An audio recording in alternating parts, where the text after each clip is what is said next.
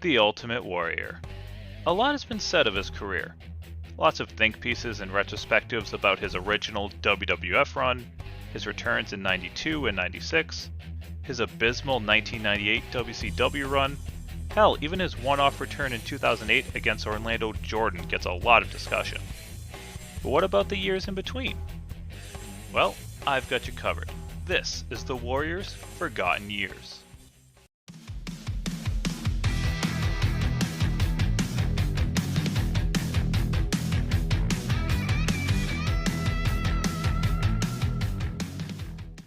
Growing up as wrestling fans, we all have our first favorite wrestler. For me, it was the Ultimate Warrior. When I was 4 and 5 years old, there was no one better. The music, the energy, the face paint, the snarl, it was all incredible to me. I had all the merch, the bed sheets, the Hasbro figures, the wrestling buddy.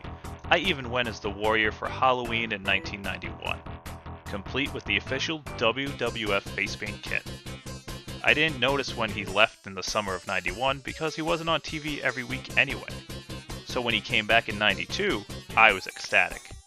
But when he left again, that's when I first noticed. Sometimes wrestlers aren't around anymore. Sometimes they're just gone. I guess the Warrior wasn't in the WWF anymore. It wasn't until just a couple years ago that I started to wonder what he was up to after that 1992 departure. And the answer was, well, mostly wrestling in Europe.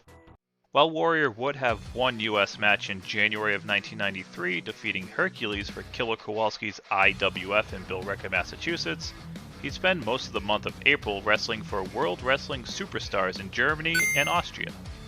It was a promotion that brought in ex-WWF and WCW stars and toured around the countries. This particular tour also featured Butch Reed, Greg Valentine, The Warlord, and Jake the Snake Roberts. Jake and Warrior even went on a German talk show to promote the shows, and it was really weird. Jake with his snake, Warrior with his sword from his one and only film Firepower, and the host just very uncomfortable. Cobra, übernehmen Sie.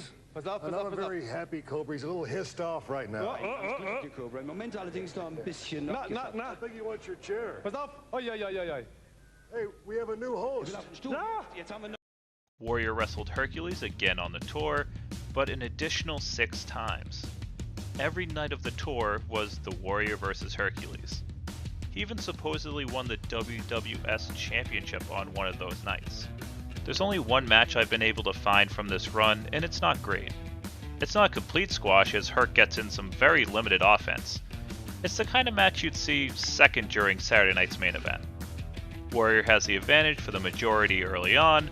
Hercules gets the upper hand for a bit, then shoulder tackle, splash, 1, 2, 3, Warrior wins. I'd imagine that was the layout night after night after night. And that was the extent of his wrestling in 1993.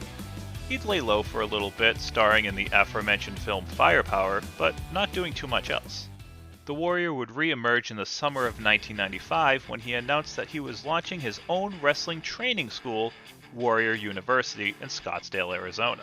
This is the way we talk in Tucson, Arizona. His statement read in part, "Fact, in 1985 I entered the world of pro wrestling, knowing nothing of it, and no one via a camp taught by a relative unknown.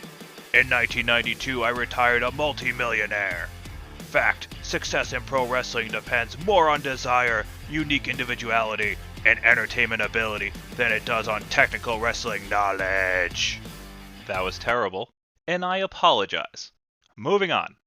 But Warrior University wouldn't be his only return to the wrestling realm.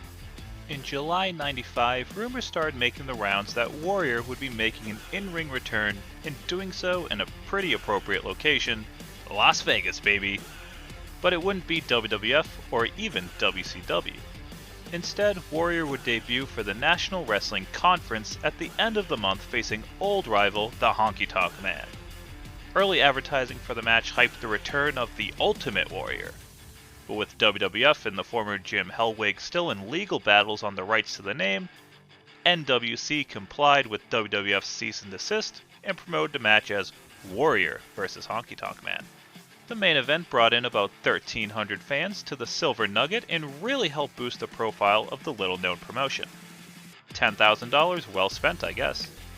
But the WWF weren't done protecting their intellectual property. In August, they sent an 11-page cease and desist letter, this time to KFBT TV, the station that aired the NWC TV show Slammin'. It worked, and the station pulled the episode that was to feature the Warriors match, as Warrior was straddling the copyright line by still using all the same mannerisms he did with the WWF.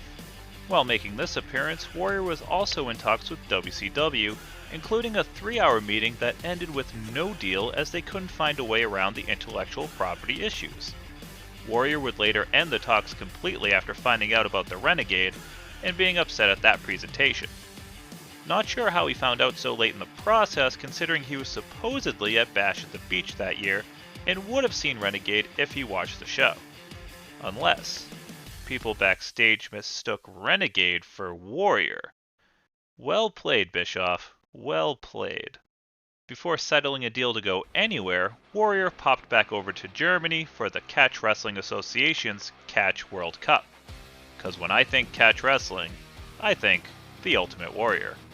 By October, Warrior had started telling people he wasn't going back to the WWF due to Vince's unwillingness to give up any creative control, and he also wasn't going to WCW.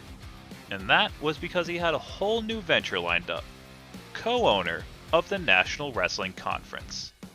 NWC had fallen on hard times financially, so Warrior decided to step up and strike a deal with NWC owner TC Martin, under some conditions. 1. The promotion would be rebranded as Warrior Promotions, because of course he asked for that. And 2. The promotion would advertise Warrior University. Later in October, they were all set for their first show together and ready for relaunch. Warrior was going to take on Jim the Anvil Neidhart in the main event. The day before the show, Warrior was scheduled to do some radio interviews after landing in Vegas. About 15 minutes before his first scheduled appearance, he called and canceled, and then no-showed the others. When the Warrior finally did arrive in Las Vegas the next afternoon, he checked into the hotel, requested the $6,000 in sponsorship money that they'd collected, assuring everyone he'd make sure the building and athletic commission got paid. Warrior then retired to his room, disconnected the phone, no-showed another interview and an autograph signing, and then checked out after a supposed confrontation with the staff of the Aladdin Hotel because the 80s band Oingo Boingo was on the marquee and not him. NWC would never hear from him again. The ultimate carny. The show went on as planned, with Martin and Neidhart burying Warrior at the start of the event. Warrior would claim that he ended their agreement over a dispute on how to split the $14,000 gate. NWC would shut down a few months later. You really can't blame it all on the Warrior though. But more on that in the next episode. Look! Here comes the henchman!